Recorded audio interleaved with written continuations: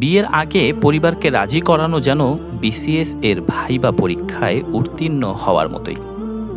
হয়তো আপনার বয়স এখন ২০ থেকে ২২-এর ভেতর। পরিবারের চোখে আপনি এখনও ছোট্টবেলার সেই বালকটি, যার চোখে মুখে এখনও দুষ্টুমির আভা রয়ে গিয়েছে।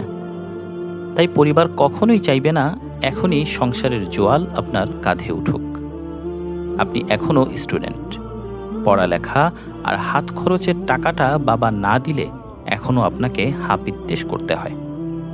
এখন আপনি ছোট্ট বাচ্চার মতো রাগ করে বসে থাকেন। কেউ কেউ টুকটাক ইনকাম করলেও সেটা তার হাত পেরিয়ে বাজার অবধিও যায় না।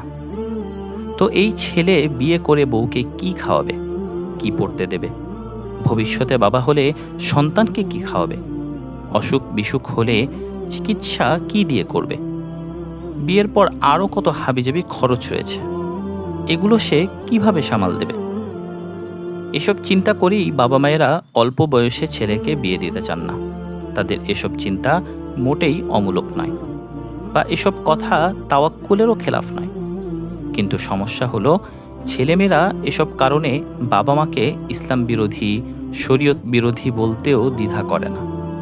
অথচ বাবা মা থেকে সন্তানের বিষয়ে আর কে ভালো জানবে? তবে এখানে একটি লক্ষণীয় বিষয় হলো, সন্তান যদি এই পরিমাণ আয় রোজগার করে যা দিয়ে সে তার পরিবার চালাতে পারবে এবং ছেলের অন্য প্রস্তুতিও থাকে, তাহলে বাবা মায়ের উচিত নয় বিয়ে দিতে দেরি করা। বই বিয়ের আগে ফ্যান্টাসি নয়, হোক বাস্তব প্রস্তুতি। উমেদ প্রকাশ থেকে প্রকাশিত।